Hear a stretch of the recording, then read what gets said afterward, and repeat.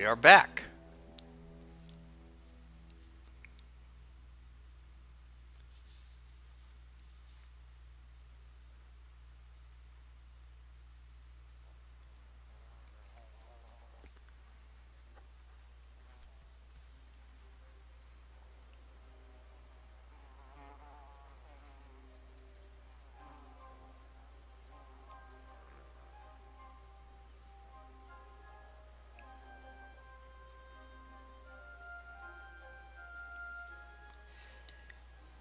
Okay, we're back in Chapter 1, basically at the end of it. This is technically the first quest of Chapter 2, but until we actually complete this quest, Elemental Disturbance, we're not going to be able to actually switch the chapter over.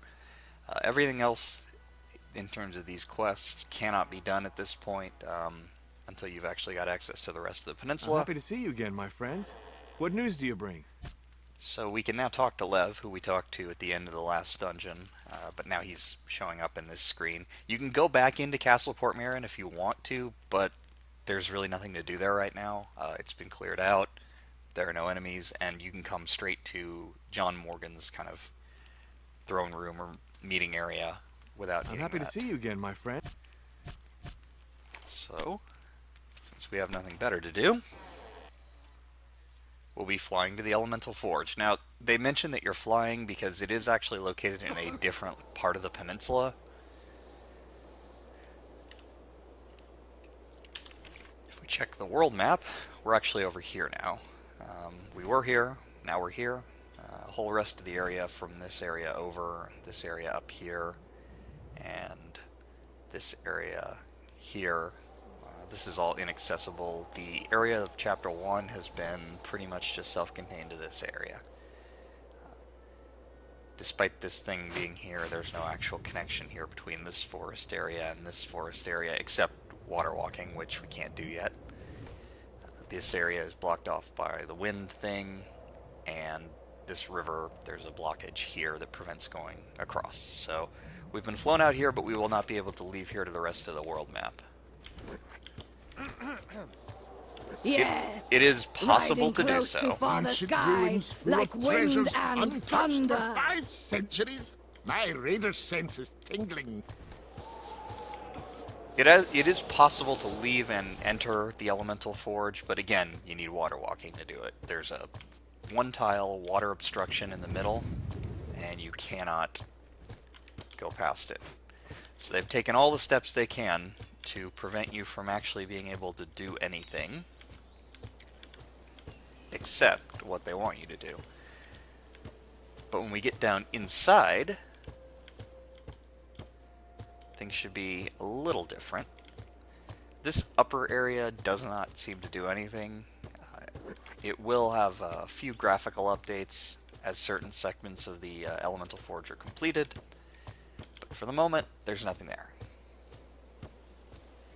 Where we want to go is this teleporter here, which is actually pretty easy to miss. You notice it said Elemental Forge level 3. We started on the roof and we're going down.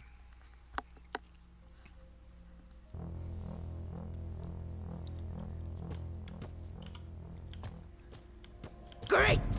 Enemies to kill! Okay, that's an interesting graphical glitch there. Sorry if anyone has epilepsy, I'll have to look at that one. From what I've been told, this is apparently some sort of new graphical glitch, one that I have never seen before that's apparently related to some kind of NVIDIA settings. And stay down. Let's see if we can fix that somehow with graphics options. There might be some reason for that. Let's try anti-aliasing off. That's not fixing anything. VSync. That's not gonna do it. HDR. Oh, they may have disappeared. Well, let's try it with HDR off. I doubt it makes that much of a difference anyway, graphically.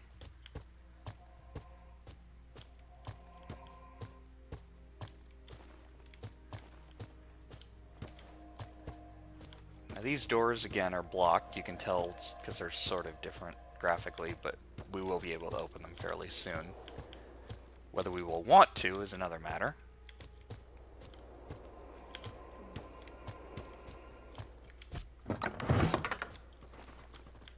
key. And that slight, the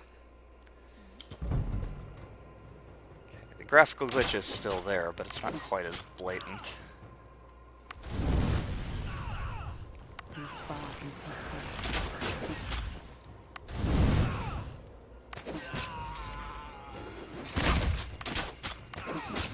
And stay down! So we've got these new enemies here who are basically elven assassins.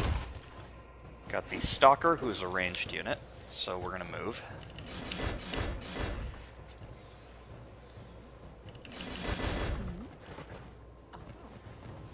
She can inflict weakening. It's kind of like how the militiamen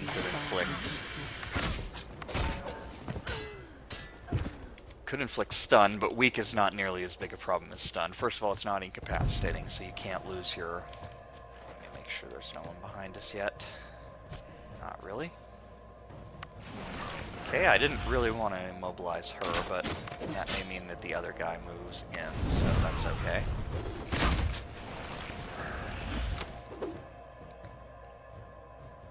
I feel stronger.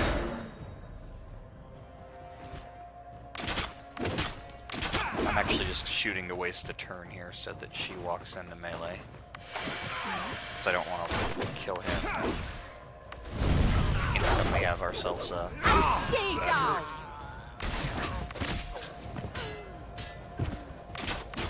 The thing with these assassins and stalkers is they have very little health. They're actually dangerous in that they have a lot of offense.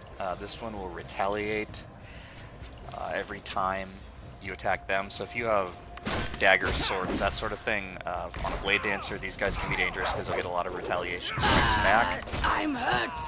This particular party, because it uses mostly magic and single melee strikes, those guys look a lot weaker than they can be. Simply because Well, thank you for they don't that. do nearly as much damage to people who are not striking as hard. Okay, that is opened by the golden key, which we just picked up out of that chest, and I'm fairly sure there will be another fight if we step on both of these to open the doors. There are enemies ahead. That's interesting. These guys did not ambush us. I feel stronger. I would have figured they would have gotten a free turn on us there. Okay, just for fun, I'll use Unstoppable Assault here. It's just an attack. It doesn't miss, though. And they did come behind us. Okay, we got some stalkers. And stay down!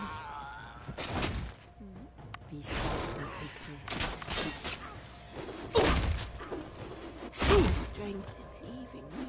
Okay, she got weakened, which decreases her might and perception. First of all, she's a caster, so she doesn't care about her might or her perception. So weakness is completely useless against her.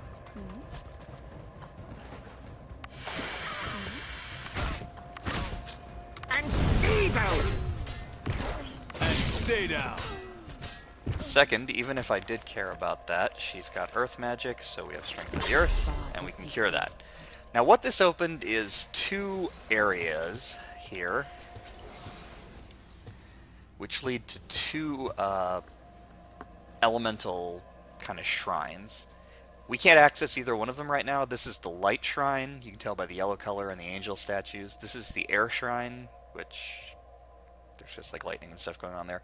There's two elite air elementals over there. This fight is basically there to kind of taunt you, to trick you. And I'm going to save and just try and show off how dangerous this is. Because these are air elementals, and air elementals will shoot at you as soon as they get into range. No, it can't be. Death.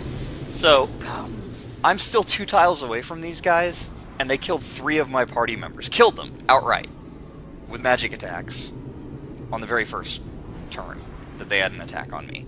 Just straight up. These guys are not to be messed with. And in fact, you really, while it is possible to win that fight against them, you really don't want to do it. Now, you may not have seen it because they're not rendering right now, but there are also 2 elite light elementals down there. Light elementals are nowhere near as dangerous. I could probably beat them, but there's no real point in doing so right now, as I cannot access either shrine, and it would be much easier to just come back after I'm a little stronger. Yeah, those air elementals are not a joke. While I do have access to Air Ward right now, I don't remember if she's got it to cast. She does, but it's only 6 air resistance, and he can cast Arcane Ward, which would give another 4 resistance. That's just not enough air resistance right now. We don't have enough health to tank it, and we would need more air resistance or other spells to avoid just getting blown to pieces instantly. Now, there is a cheese way to prevent them from just blowing you up, but I don't have access to it right now. So we can't do anything on this floor other than those fights that we did, so we just go down to level 2.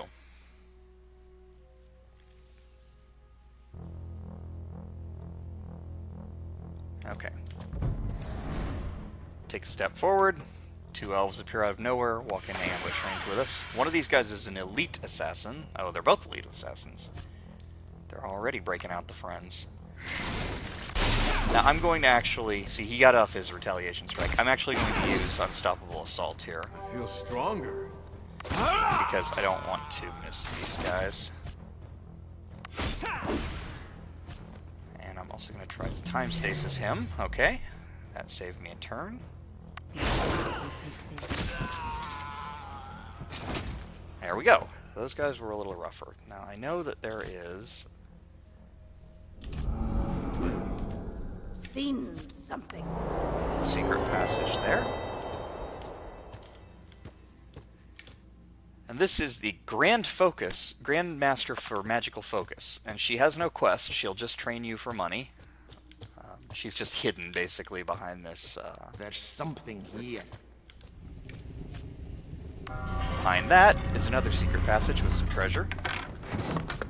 Again, nothing we probably will I'm use. no expert, but this looks valuable.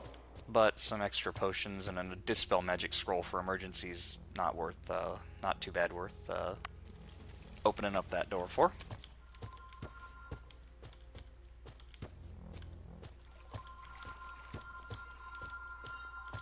Okay, now there's a bunch of enemies there. They're kind of out of range. Great!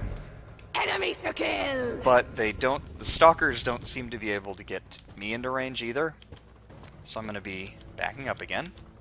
And because I have the secret passage opened, I mean, technically I could just stand on the teleporter, that would work as well. But if I were to kill somebody standing in front of me, then if there were stalkers like there, they could actually hit me, so I don't really want that. So I'll do it this way. Burning Determination is not really that important right now. These guys don't stun.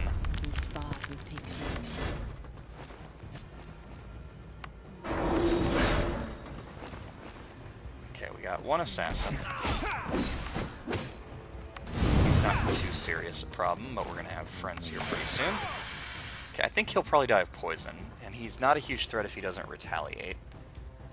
So... And sneeze out! do things that way.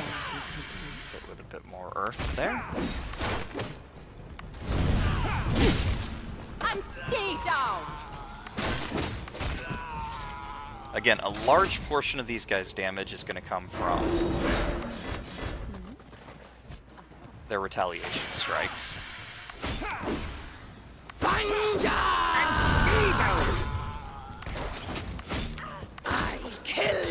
So this is an example of an enemy that kind of punishes a certain kind of character.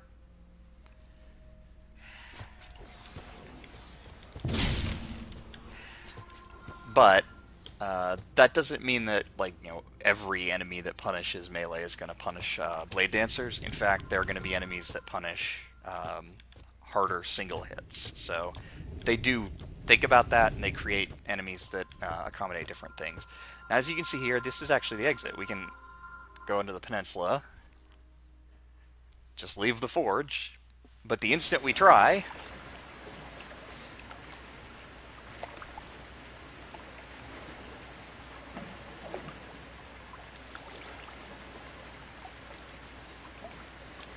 We're thwarted by this broken bridge.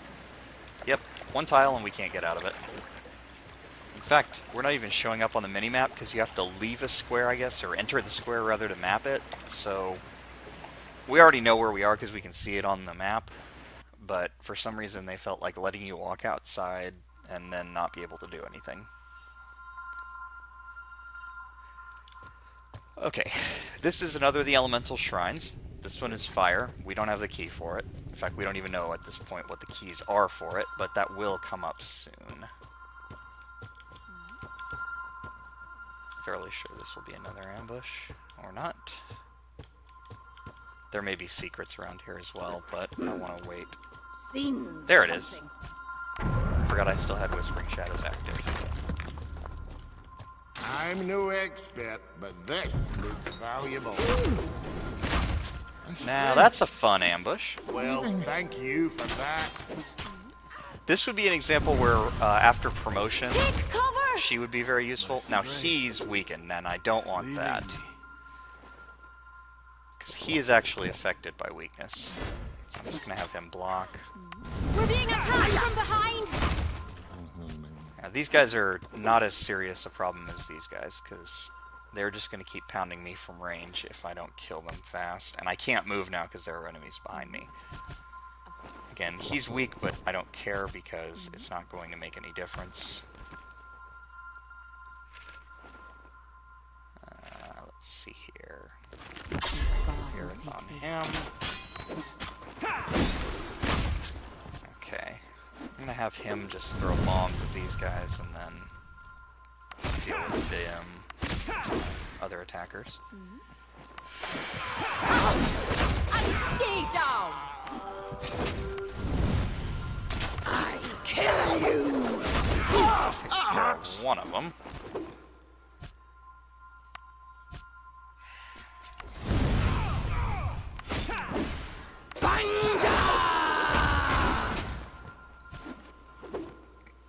Okay. She is not dead. And stay down! Now she is. Let's see. Can I take him down? I can! Now, that gave me the Shard of Earth. I don't know why this random elite assassin nobody has it, but he does. And stay down. And because this is a big, messy fight, it's very easy to completely miss that. I don't know why they have that happen, because there's an NPC you'll meet later who could just as easily have given it to you while you're not fighting. That would have made it somewhat more apparent that it was important.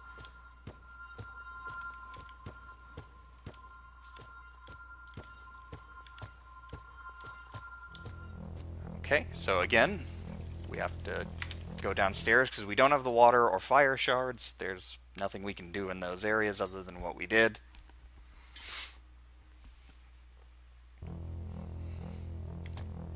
So we're down on level 1, which is, I guess, underground since the exit was on floor 2. Okay, there's another fight here. You can kind of see them there. There are enemies ahead!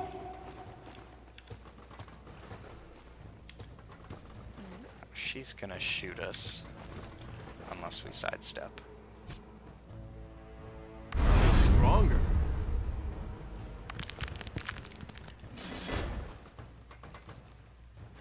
Now this is an instance where I wasn't casting Stone Skin. I probably should have been casting Stone Skin because these guys are all melee fighters or physical damage dealers of some sort. I kill you! And I most certainly like the ability to reduce my damage taken. Especially since these guys get free attacks on you if you don't kill them. That's not a big deal because we can usually kill them in 1 or 2 strikes, but if you were hitting them multiple times, like with a Blade Dancer or something... I kill you! Now the other way you could get around this is you could shoot them, because ranged attacks do not count as melee attacks. They are very specific about that. Melee attacks get the retaliations. So you could get around it by shooting them with your bow. The problem is that doing that is probably not advisable just because you end up doing less damage. This is the Dark Shrine, which we obviously cannot open. you do about 50% less damage in close combat. It actually tells you that when you're using your ranged attack, and our ranged attacks aren't very good anyway because we don't have very good perception. It's generally a bad idea for us to use it. Okay, now there's going to be another ambush when we step on that tile. And also you can tell because the game slowed down because some enemies showed up. Yes, I feel strong. Okay, those assassins went and body blocked the ranged attackers, which I'm fine with. So again, back off. Don't move forward into an area where they can, shoot you.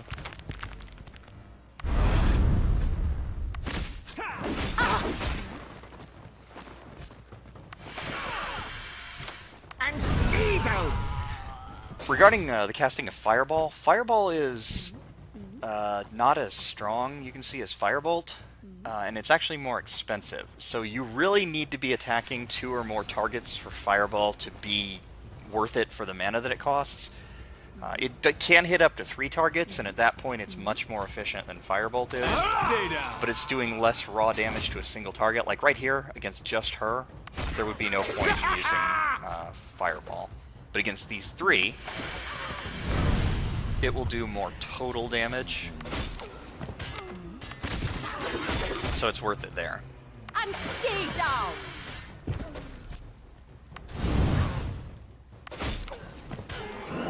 Now, I forget what these elves Father actually Sky's power is resist. in me. Elves, I think, resist earth magic, but she's been doing pretty decent magic with that. These are like dark elves or whatever you want to call them. So let's see here. Yeah, these are actually some of the few enemies that are not resistant to air. And in fact, if you had an aircaster right now with the Thunderstaff, you would be doing quite a bit of damage to these guys. You could tear through them. You won't have a whole lot of useful spells, but you will at least have lightning bolts, so you should be able to blow them up. The resistances are to earth and dark. The assassins are only weak to light, so if you had a paladin, they only have 1 attack spell again at this point, but not bad. So light would be good, air would be good, but fire is fine. Unlike, any other, unlike Earth here, there's no resistance to fire, so they're just as easily killed by it as by anything else. And since fire does have area effect. Okay, now here's just a random Dark Elf guy who's like, okay, I'll see you again. And then you do not see him again for most of the game. So don't ask me what he's about, because by the time it's even relevant, it's like forever before you actually meet that guy again. These guys were doing something here, and then they left, and to be quite honest, I'm not actually sure what they were doing. Look, I feel stronger. Okay, now we got Assassin, Elite Assassin, Assassin, Elite Assassin. I'm going to poison these guys. Destroy armor on these guys. Try and one-shot that guy. Didn't work. Poison him. Try to one-shot him. Did not work, but we were able to get that.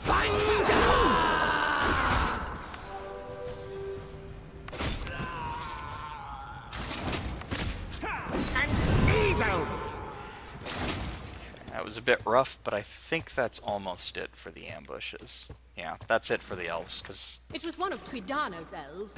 Traitors and assassins, all of them. Oh, well, there. Thank you.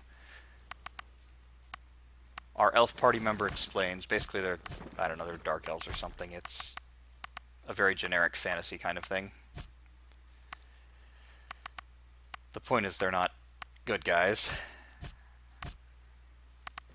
And they were causing trouble here, but we drove them out, and their leader mysteriously said we would meet again, and then he left. Because he could have just killed us now and didn't, like most will do. I'm still putting points into Warfare, because really, I mean, he's capped out on Axe, and he does want Grandmaster Warfare eventually.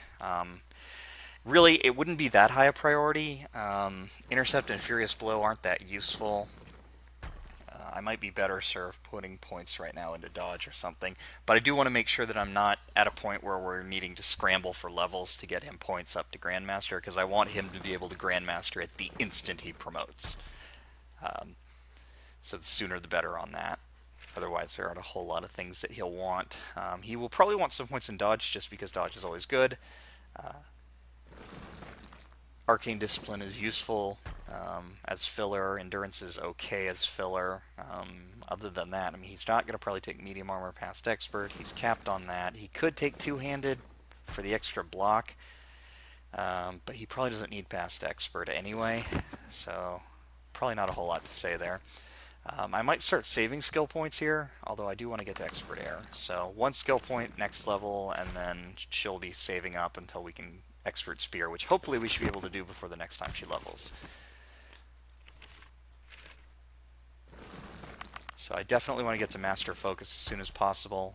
The focuses, the way they work is, right now he's equipped with Thunderstaff, just for the extra magic crit damage.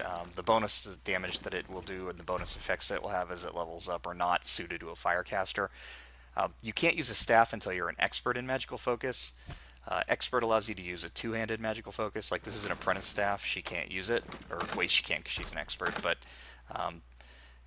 you can either use one-handed focus, which has less of a crit damage and usually less bonuses than a staff, but if you get to master magical focus, as he's about to do, you gain the ability to equip two one-handed foci. What that does is basically doubles the number of potential boosts you can get, which is way more important than having two of a weapon that's kind of okay. Magical foci are not good weapons until you get to Grandmaster, and then they become okay. They get basically triple damage. Triple damage only makes them sort of equivalent to a normal weapon, so I wouldn't go crazy over them.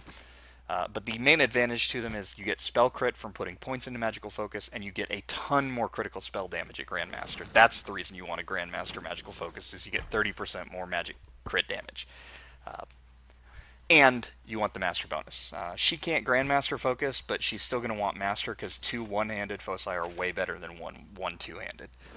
Other than that, she's capped out everywhere that's really relevant. She could take more light magic. I don't really want to. I'll just work on getting her towards master. After that, she'll be pretty set. She'll be going for Grandmaster Water. I'll consider Grandmaster Earth, but the Grandmaster Earth spell is really bad. The reason why you would Grandmaster Earth is pretty much for incredibly powerful stone skins. Her regeneration will get to the point where it's strong enough that it doesn't really matter. But having a really powerful stone skin does not hurt. Now, because we have the Earth Shard, we actually can open this. But as soon as we step inside, what do we have? But an Earth Elemental. He's got stone skin. He also has regeneration. It's not really a healing spell like our regeneration. It's just kind of an effect. Now, because he is an Earth Elemental, don't expect Earth spells to do very much to him. See, 7 damage. He did get immobilized. As long as he doesn't resist the immobilize effect, that's pretty good. But the problem is, if he resists the spell, he's going to resist the immobilize effect as well. Fire works fine on him, so we'll use fire. Basically, the forges, and this will be explained by somebody somewhere. Okay, that's an interactable object. That's like an altar. We do not want to touch that right now. We will in a minute, but I want to rest first. Other than that, there's nothing of interest around here. There's another shard door, but you can't actually open it. What happens in the Elemental Forge is it's kind of a side quest. This one is mandatory. There are a number that are, because finishing them will allow you to actually get some bonuses. But each one is guarded usually by a puzzle. This one doesn't have a puzzle at all. It's just kind of there. But most of them have a puzzle and then a boss fight against a very powerful elemental. This is the Earth Shrine, so logically, we need Water Ward. No, actually, we need Earth Ward, which I don't have on my bar, which is fine because I don't usually cast it. See, with almost Master Earth, she has plus 14 Earth resistance, which, again, that's not much, but it's a 14% chance to resist spells and to get less damage. Though I think he mostly uses physical damage, so we're going to want Stone Skin and Celestial Armor and Regeneration. Those are very important. He may be able to stun. I can't recall if he can, but I'm just going to cast all my buffs. So I can't remember if he starts at a distance with us or not, but there's no reason, again, if you have all these buffs, there is no reason not to cast them. And Arcane Ward. There we go. Growlcore, Lord of the Earth. There are enemies ahead. He does start at a distance. I probably should have just cast a fireball on him. He's a boss. He also has regeneration. Since he has much more health than the other elementals, he regenerates more. Okay, now he's in melee combat with us. Let's try to shatter him. Okay, that worked. And we got bleeding. That's an effect from the hacker, but this is similar to what happens if you have Master Axe. It'll do 50% of the health lost to the strike that causes bleeding, which isn't much, but it's an extra damage over time effect. And he now gets hit 31% harder, which he's got a lot of health. I can't time stasis him, because as a boss he's immune to it. It says mind manipulation of body and mind, which includes things that freeze you and put you in stasis, so you can't turn skip against him. However, fire does pretty normal damage to him. Now he's going to do a squat, and I have no idea what he just did. I think he may have removed a buff. I can't tell. Oh, did he debuff us? No. I have no idea what he did. He cast Petrifaction, and I don't know what it did.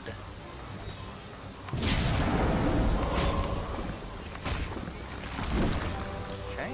He didn't get through the Celestial Armor. That's surprising. He hits really hard, in my experience. The we raiders beat him. fought valiantly. How? I'm just going to claim that that's my thing, my brilliance that actually got that. But anyway, Growlcore gave us a quest to basically do the same thing with all the others, but we have to find the shards, which will not be dropped by an enemy that just happens to be standing around in the shrine.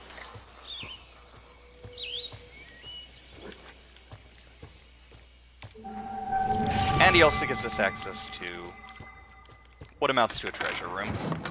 The treasure rooms are full of magical stuff.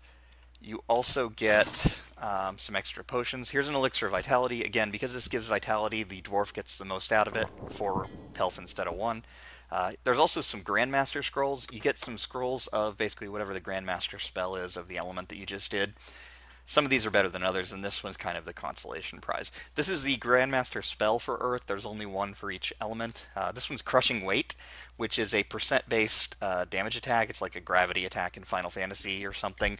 At this level, it causes enemies to lose 15% of their current health. If you're an actual Grandmaster of Earth casting it, I think there's slightly more that it does, but it's not very good at all. Green is Earth Resistance. Yes! Now, over there is the treasure room for the Dark Shrine. They're kind of in the same room, but we can't enter it because it's obstructed by some small boxes and our party refuses to climb over them. So, sorry, tiny obstructions have stopped us from skipping the Dark Shrine. We also have the Blessing of Earth. This increases everybody's Earth resistance by 5, which is okay. It's, not going to complain. It also allows you to find paths and thickets where others don't. And we've not encountered a single instance where we actually would want to find a path in a thicket that others can't. But they do exist. Okay, I may have skipped this area. There's probably some elves in here that want to fight us.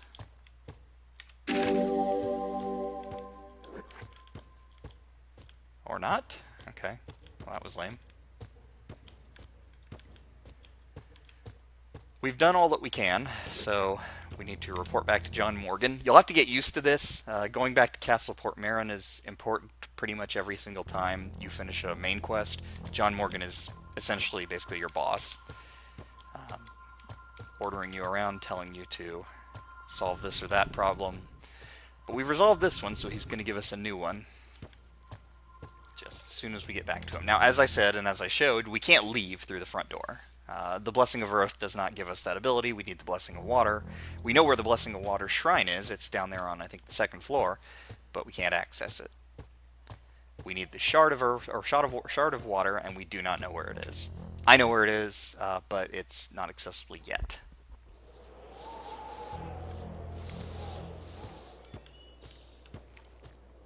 So we're just going to tell Left to fly us back. Now, you can buy a pack horse in Sorpigal. This is one example of where the game screws you over on it, because the pack horse is not allowed to fly on Lev's Griffin, so you have to dismiss it if you want to come here. You can go back and pick it up after that, but it's just a pain in the ass. You also can't do certain forms of fast travel with the pack mule, and it just isn't worth it.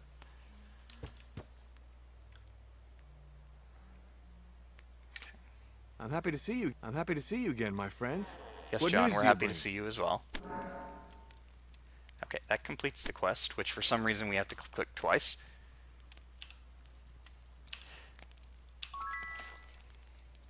Oh, don't we have better things to do? Och, always happy to help if asked nicely. Now we're in Chapter 2. Nothing really happened to show us this, but we are. We Now are let's see if all I aware actually- that these parts are full of brigands, Let's right? see if this actually works. Because sometimes, you know how there was a cart here that was blocking the way?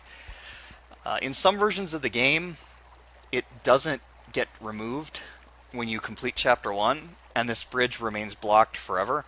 Sometimes that's it because the game is pirated, but I've had a legit version where it just didn't work before. This is the Steam version, which also goes through Uplay, so it's about as verified as it can be. I've got the Uplay relics to prove it.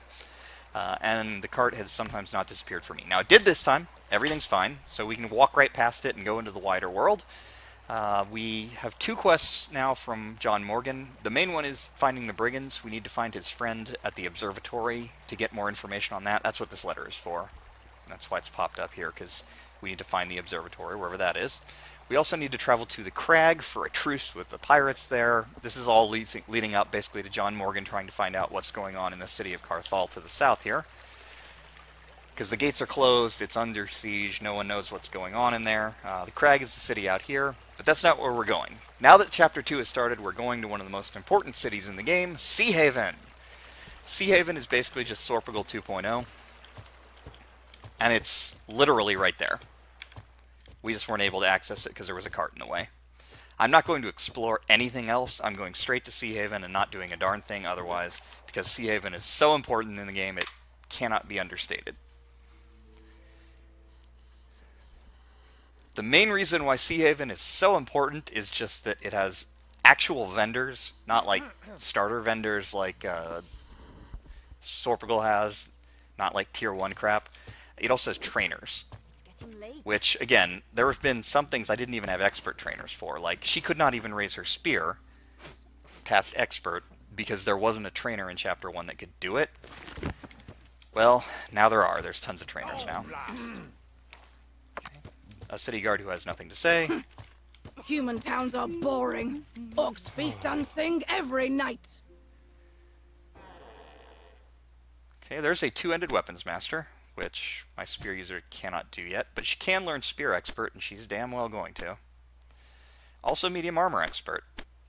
Awesome. This is going to cost some money, but we already have some loot that we haven't sold, so we should be fine. Now with expert medium armor, we can equip unbreakable. Don't you have anything better to do than to chat up women? Nothing about unbreakable is especially interesting right now. It's just a thing. And it has a huge attack penalty. You see -30 attack value, and this guy is an expert in medium armor. But Who needs a bedroom when you don't sleep? because he's about to be able to use unstoppable assault forever, I'm not concerned about this. Essentially, he will be able to never worry about his attack value again, which attack value is basically your to-hit chance. Let me see, combat, there it is. Main hand attack, 91. Hers is 114 because she's got perception points. He's not going to need them, and this ability is why, but first I'm going to need a good weapon that will make use of that. And although the hacker is incredibly good, it's not what I need. So, Unbreakable will be useful on him just because the penalty does not matter. Now, if you increased his medium armor, you wouldn't suffer that penalty anymore. Yes! Oh, blast! But putting skill points into armor skills is really questionable. Having expert is good because there are certain armors that are gated behind having expert, and a few that are behind master that probably aren't really worth it. Here's an endurance and dodge expert. I don't think anybody has, yeah, nobody has expert on that, but it's worth noting. In fact, I might put some notes here.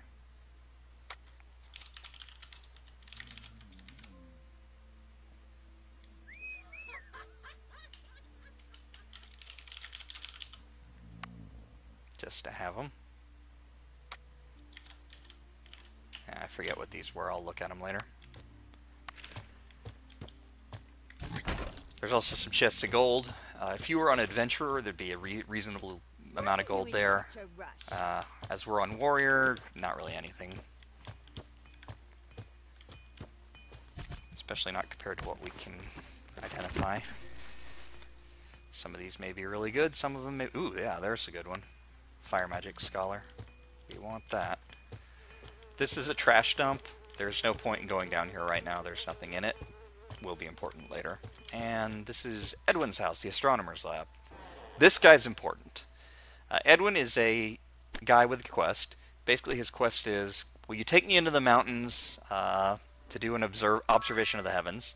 Orc likes new always. You tell him happy to yes, help he if joins your asked party. nicely. Edwin is a hireling, but he's free because he's a quest NPC. He doesn't leave until you get him to the Watchtower. We're never going to take him to the Watchtower. Well, we will, but we ideally don't want to, for as long as is humanly possible. You get about 1,000 experience for taking him to the Watchtower, which we can't even do yet. We won't be able to do that for quite a while. But in the meantime, Edwin actually helps you. He's a scholar, which increases the experience you get from fighting enemies. And we're going to be fighting a lot of enemies, because we can clear most of the world map here now that we're in Chapter 2. And since we don't have to give up Edwin, he won't get mad at us if we don't do his quest. He'll just take up a slot in our hirelings. But really, I don't know why I wouldn't want 10% more experience for most of the game. And the general assumption for most people is if you get to Seahaven, unless you have somebody way better that you want to hire in both slots, Edwin is one of the guys that you're going to take. Now, you do eventually want to finish his quest, because you cannot keep him for the entirety of the game.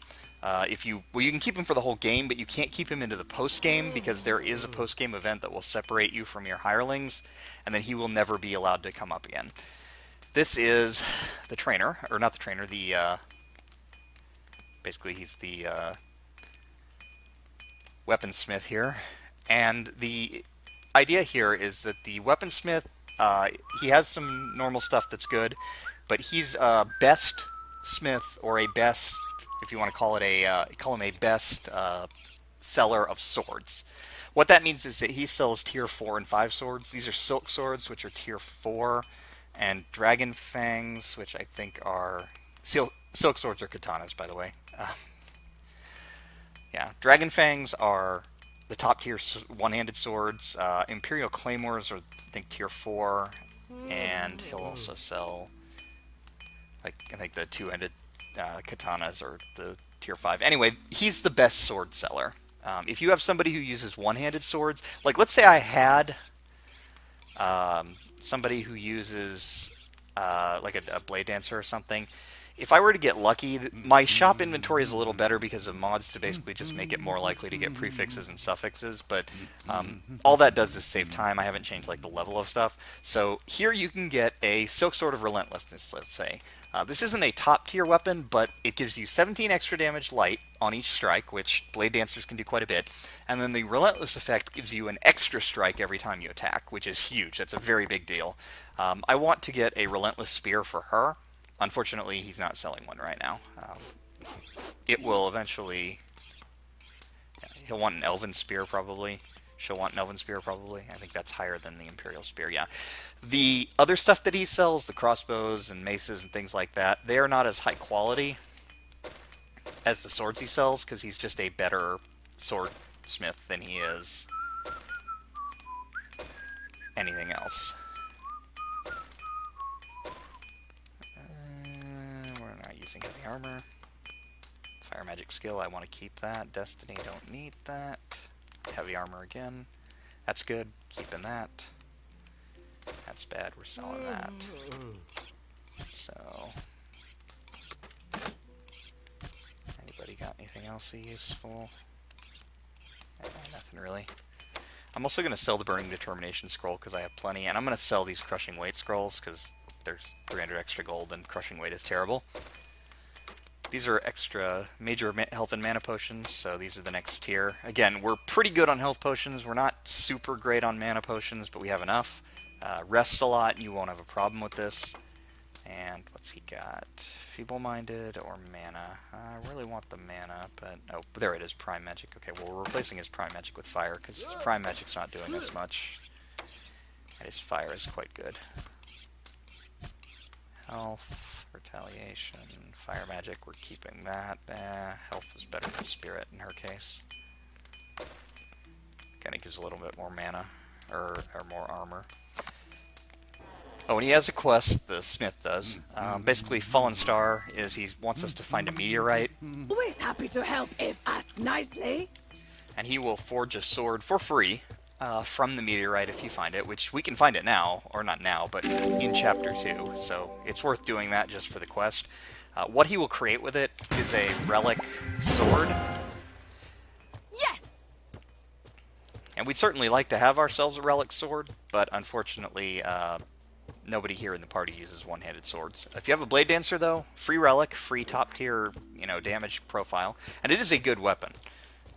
You could probably do better with a relentless weapon, but you're going to have to reload that shop to get them, and that's a pain. And they cost money, so Yes! there's definitely something to be said for doing the quest and just getting all of that. This is the Windsword Garrison. This is important. Normally, going in here, you get some lore and you don't get anything else useful, but you notice there's a promotion quest here. We're here to help. That's because we have a mercenary. And because we have a mercenary, we can get their promotion to Windsword. We have to find the Temple of Elath, which is the Air Dragon's temple. Not the Elemental Forge one, but there's a separate temple dedicated to him out in the mountains. We can't get into the mountains yet because we actually need the Blessing of Air to go up into the mountains, but the Air Shard I think is available right now, so it's worth it. Right now I'm just I'm not mapping. in the mood to talk, okay? Okay, we get this guy is an Inquisitor. He gives us a quest Orc, always happy to help if asked to nicely. spy on Lord Hart. Now, he lives up here, and it's nighttime, which is perfect because I think he'll only speak to us at night. Oh no, he won't speak to us at night. He's only here during the day, which is fine because that advances the quest, and we'll need to find him eventually anyway. Lord Hart is the Grandmaster Sword Trainer, so right after finding John Morgan, the Master Trainer, you almost immediately are able to find the Grandmaster Trainer. Now, you do need to be promoted, but I think Blade Dancers can promote at this point if you find the place where they promote. So that's useful. If you've got a Blade Dancer, you can promote them as early as Chapter 2. You can Grandmaster Swords, and if you find that meteorite, you can get a Relic Sword. And you have the best Sword Merchant. So, I'm not trying to knock Blade Dancers here by not including them in this party. I just think in the long term, my party will do a little bit more consistently and usefully. But a Blade Dancer can get insanely powerful very early in the game because they have access to all of these early opportunities. So that says a lot about how good they are. Now, having two, you're not going to have quite as much value, but they can promote early, so that's nice. This is a Light Magic Master we don't have. He's got a quest, which is to find the Forbidden Saga books. This is a quest, again, that will last pretty much the whole game. Just kind of a pain. He wants a bunch of books, so just find all the books that you can while you're wandering around. The Church Library, it's a little confusing. This is basically the Magical Focus Master Trainer, which is good. I don't have anybody quite there yet, but she's also a trainer, or spell sales. She's the only person in Seahaven who sells magic. And she sells some upgraded magic that you couldn't get in Sorpigal. Although, I think we have to be at Master to even get any of it. And, curiously, she doesn't, I think, sell any useful water or fire spells.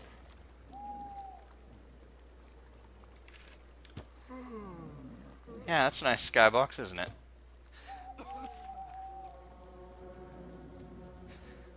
Yeah, for some reason, Seahaven really bones you on the water and fire spells.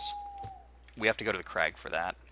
This is, I think, another thing from basically DLC. It's a NPC, a genie hireling. She'll cast some spells and stuff, but she's not worth it. The cost, she's just not that good. Nothing going on there. This is the inn, which sells up to 13 supplies. Gives us a little time.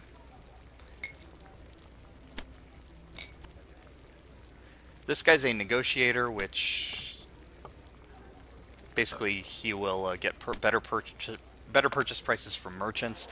That's kind of good on Warrior, but I don't think he's really worth hiring in most instances. I'll have to double check what he's got next time I'm off camera. But I suppose if you were doing a lot of upgrades here in Seahaven, you could hire him, get all the upgrades that you want, and then fire him so that he's not eating up your gold later. That'll only cost you 700 gold, so that's not too bad.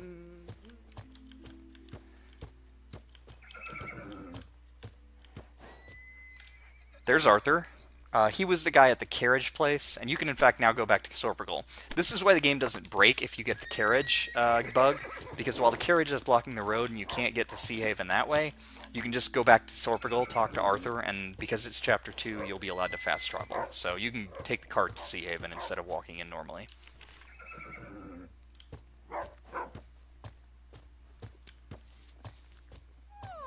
What's that sound?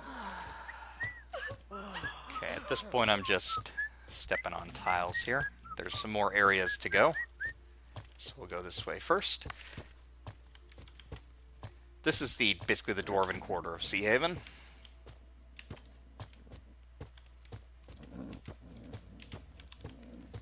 And the minimap's kind of bad because it's not easy to tell which squares you've actually illuminated, because the ground is a weird color. Most of these NPCs don't have anything interesting to say. Some of them have quests, though, and it's not always obvious who, so it's good to talk to them. They're not going to change, though, throughout the game or anything. They just are what they are. This is the Master Trainer for Medium Armor.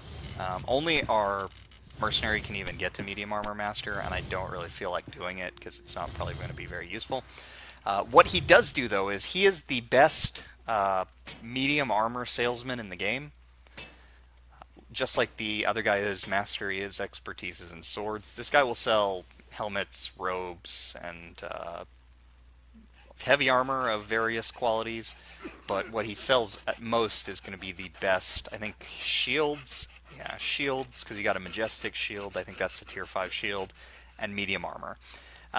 It's not a huge deal, but here's a good example of something that I might actually pick up. Well, no, I won't, because it's master. That's unfortunate. This is armor with the protection value, which gives additional armor. Pretty straightforward. The reason why this is good is because of protection. As you can see, it's more than half the value of that medium armor, 21 plus another 12. That's huge. That's like a 1/3 reduction in physical damage taken from one piece of armor. Really useful. Unfortunately, it doesn't look like this armor here that gives us... See, you can also get mana magic, which are useful for somebody who has 1 point in there, although these guys can't equip it because it's expert. There is somebody later who will sell higher value novice equipable medium armor, and that's who I'll want to be looking at for these guys. Because they're not going to get to expert. These guys are, so if there was something good that she could use, I would probably use it here, but I don't know that any of this is all that useful for her. The Armor of Health might be, but it's too expensive.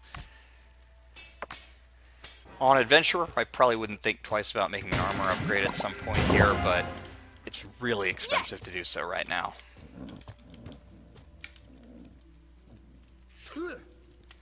Okay, this is a Master Spear Trainer, so although she only just now was able to train to Expert, once she gets some points in, she can train to Spear almost immediately in Seahaven. Additionally, this guy will give us the Rune Lord promotion, which is for our Rune Caster. Rune Lords, or Rune Priests, can promote to Rune Lords at about the same time that a Windsword, or Mercenary can promote to a Windsword, which is a little later than someone like a Blade Dancer could, but still very good. This is also the Fire Magic Trainer for Master. I'm obviously going to be mastering Fire as soon as possible, because that will give me access to new Fire spells, most of which we can't learn yet because they're in the Crag, but this will allow him to keep putting his skill points into Fire Magic, and I'm absolutely going to do that. I'm probably going to get to Master Focus here with the next few points, but as soon as that is done, I'm going to be rushing Grandmaster Fire. He won't be able to actually he won't be able to train the actual Grandmaster, because he's not promoted, but I want to have 25 points in there for the maximum effect.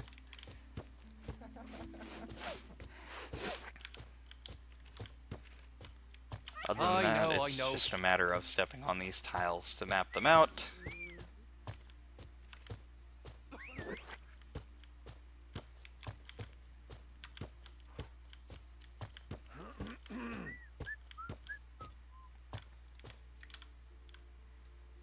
Nothing there.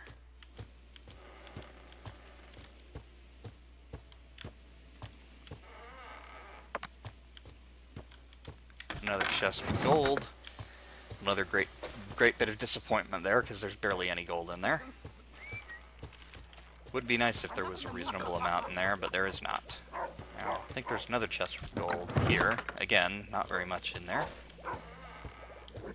What do you want?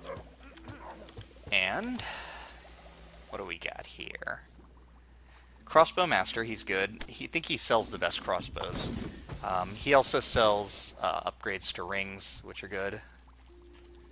We're never going to really have anything to do with crossbows of the level that he sells. We're not even going to have Master, let alone Grandmaster.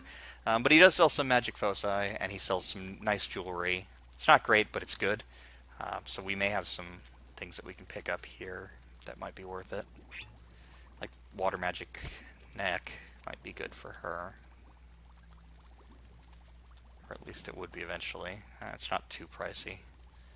The rings are pricier, but they're higher quality. Like there's a +6 water magic skill levels. That would be really nice, but we don't unfortunately have them. It looks like we're hitting a streak where we have gotten not a single... Oh, there's one of the chopper. Yeah, for axes. So that's actually pretty good. It's not worth buying, though. I need that money for other stuff. We're probably not going to see that again just because the shops do change every day or so.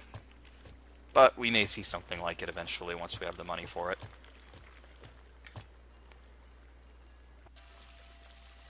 There's a Mace Master, two-handed weapons expert. I'll get her that, since she's got it. Then there's a bank, but the bank will not take our money because they can't verify that we've gotten it. It's kind of a Might and Magic joke. There were banks in previous Might and Magic games that would store your money for you and gain interest. You're not going to be able to get away with that in Might and Magic 10. They will not allow you to put your money into a bank, so no luck getting interest on that. Our dirty adventurer money is too hot for them to handle.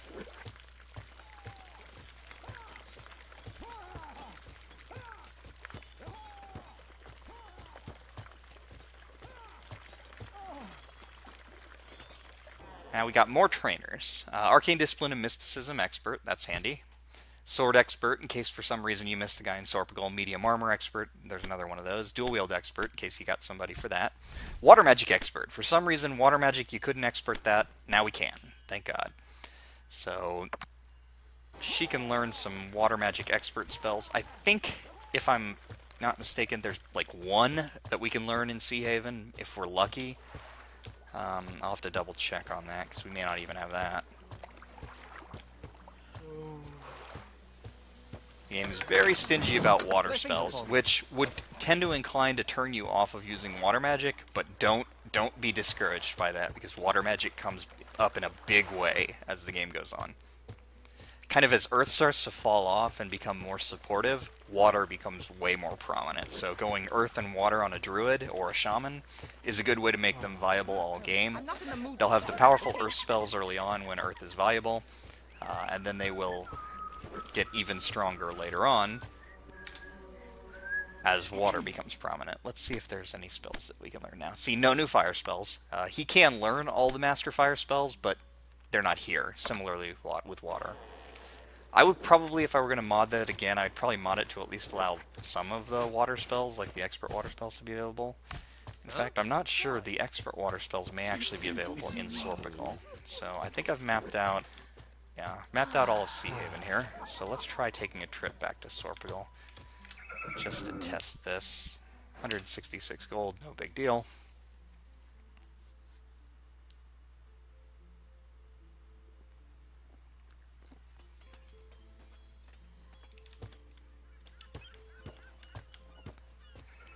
I seem to recall something like all expert spells can be bought in Sorpigal, What a lovely but you can't train town. expert water. Let me make sure of that, though. See, he got Master Fire, there are no Master spells here. She got Expert Water, and there are no water spells here. Go figure. So basically, all of those elemental spells of consequence are going to be in the town The Crag, which is over on the far west side of the map. Well, we're not here right now, we're in Sorpigal right now, but if we were in Seahaven, we'd have to go all the way over here, down here, and right across to the crag. It's a bit of a hike, but we need to go partway that way anyway, because one of the main quest objectives is going to be about halfway to the crag. And if we can fight our way through, we will want to go to the crag, simply because it's so incredibly important for magic. So we'll go to Seahaven, and we will get ready to start exploring. Stop that. Who needs a bedroom when you don't sleep? Let's see, where was I? Okay, it's daytime now, so I believe we can talk to Lord Hart. You can't advance the quest because he won't tell you where he goes. He sneaks out of town at night, and that's the quest, is to find out what's going on with him. So we can meet with him. He'll call his master. I think he might offer Grandmaster Sword training now. It didn't seem like he did, though, so it may be that you have to finish his quest. Again, we don't have anyone promoted who can Grandmaster Sword, and in fact, nobody in this party can Grandmaster Sword to begin with. But he is the Grandmaster Sword trainer, and as long as you resolve that quest, which you can do fairly quickly, you can... Yes. Oh, she's also I the Dark feel Magic Expert strong. trainer. I don't think you can get Expert Dark Magic otherwise, so this is also the first stop for that. You definitely want to buy the Expert Dark spells if they're available somewhere, because you're going to want... You know what? I'm going to rest again a couple times in the inn, because I don't want it to be the middle of the night when I'm going out. It's hard enough to see as it is. But let me see if all that resting refreshed the shop inventories. Because I want to see if I can get a decent spear. There's an Axe of Relentlessness. I wish that were a Spear of Relentlessness. A Spear of Solana's Breath. This is actually good. Breath weapons, they do AoE damage to every enemy in the tile every time they hit, which is not bad. Not bad at all. There's also some of these Bows of Breath, which these are probably good upgrades, actually. This bow, the Bow of Breath, because it allows us to do something here. It's expensive, though, so again, I'm going to hold on to it for now. If I could get like an Elven Spear of Relentlessness, that would have her set for a long time. I don't think the shop inventories have actually refreshed, but they may if I rest. So let me quick save and just rest and see what happens. I feel stronger. It may have to be dawn to refresh. Yeah, it looks like nothing's refreshed yet.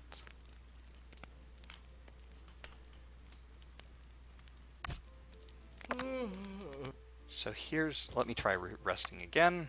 I feel stronger. Now it's dawn. Now let's see if the shop's refreshed. Yeah, okay. Perfect! Oh, this is perfect. This is exactly what I was looking for. Stormy Battle Axe of Mana Draining. And it's very cheap. Minotaur Axe would be better because it's a higher tier weapon, but it should be okay unless there's a Minotaur Axe of something, which I may not actually buy it because I may try and refresh to get a Minotaur Axe instead. But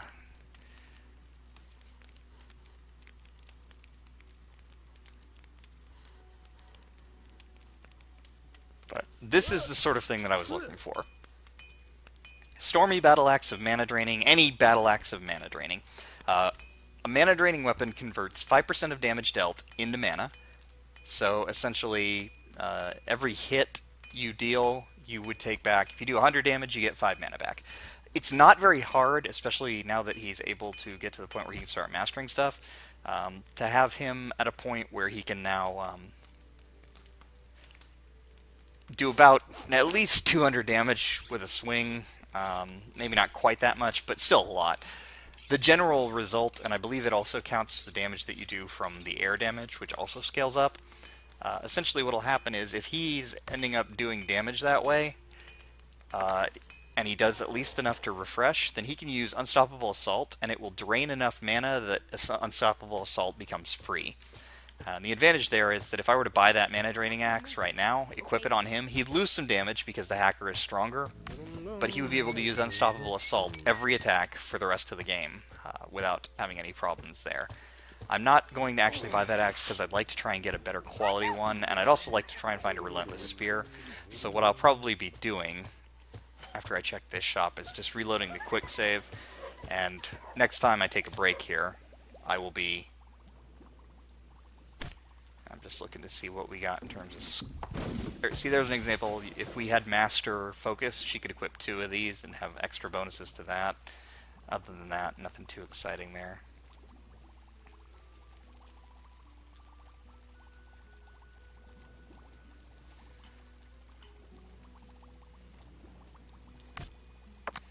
So nothing all that good there. But if I were to reload the quick save and rest twice to refresh the shops again, I believe that it's actually re-randomizes it. So I just want to give that a try. I'm not actually going to bother refreshing the shops, but this is one of the ways that you can get incredibly powerful in the game. The shops are very random, and even with my modding, it didn't have exactly what I wanted, because it can give you just about any melee weapon there. Yeah, see, now there's a completely different set. There's an Elven Spear of Mana Draining, which is actually good, because that would allow her to use Unstoppable Assault without problems. So I may actually just take that and take this roll here. There's a Stormy Elven Spear. Fiery is probably better than Stormy. Go figure. I'm like, okay, I'll just have to do that then. Radiant Minotaur of Deadliness, unfortunately not what I was hoping for. No Relentless, but it's probably well worth the upgrade there. And then the rest of these are just swords. There's a Greater Silk Sword. That's, I think, the top tier, yeah, of two-handed swords. Unfortunately, not what we want, so half this guy's inventory is just stuff that we're not going to bother to buy, but we want that Fiery Spear. Even if we end up getting a Relentless weapon, I want a mana-draining weapon for her, because she can basically expend her mana on Unstoppable Assault with a Relentless weapon, then switch to a mana-draining weapon for a little bit. So, worth keeping on her. I'm not going to basically have her using Unstoppable Assault all the time.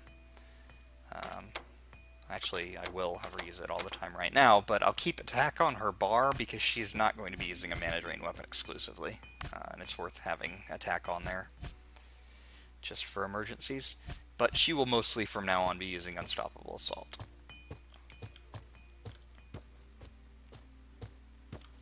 It does cost a little bit of money in supplies to rest and refresh the shops, which is why it's probably better to save and do it, but the basic idea is the same. And we do want to have as much self-sustain as we can be, because now that we're out in the overworld and we have most of it open, it's going to be going a long time between rests. There will be a lot of enemies, but because of the way the game works, it's not too big of a deal. So she's good there. And she will be very strong once she gets to Master Spear, which she can train now, she just needs the points for it. Because at Master Spear, her strikes will ignore 50% of the target's armor value. So, right now there is one thing I may be able to do, though I actually don't know that I want to do it yet. So I'll buy some supplies to refresh those ones that I spent. And I'll stop here for now. It's a little early, but I want to do some off-screen housekeeping here in Seahaven and Sorpigal, refresh some shops, see if there's anything that I can buy before I run out of money. If I could get her Relentless Spear or a mana-draining axe for him, that would be nice. These guys are pretty well set. They don't really need anything in particular. They could use a better hat, but you know, it's not a high priority. In terms of armor, getting everybody really good armor would be helpful, but it's going to be kind of random as to whether that happens. So we will save here, go ahead and stop for now, and next time we'll begin Chapter 2, hopefully a little bit better prepared. I'd like to get Mana Draining Weapon on him at least, so that he can just hack through the whole chapter. Why are you in such a rush? But the basic idea is the same. And she's not going to use Challenge for anything. Honestly, he's probably not either. Shh. So, that'll work.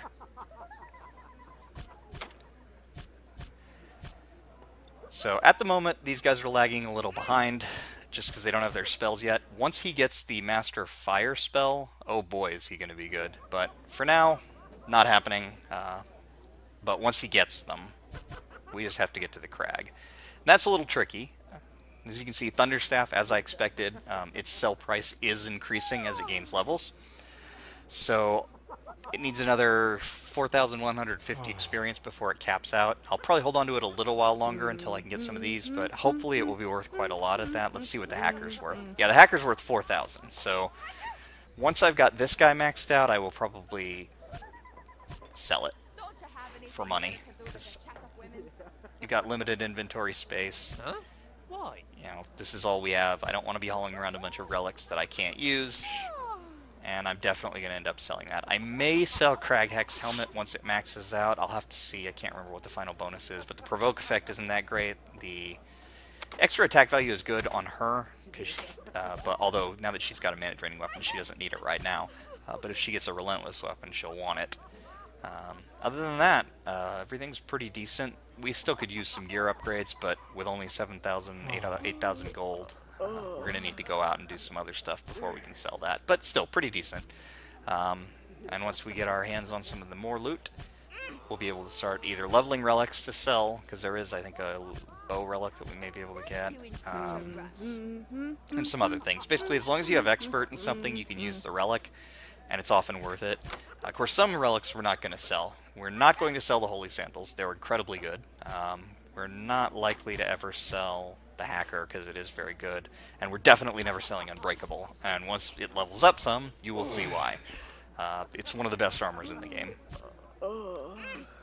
So that's it for now.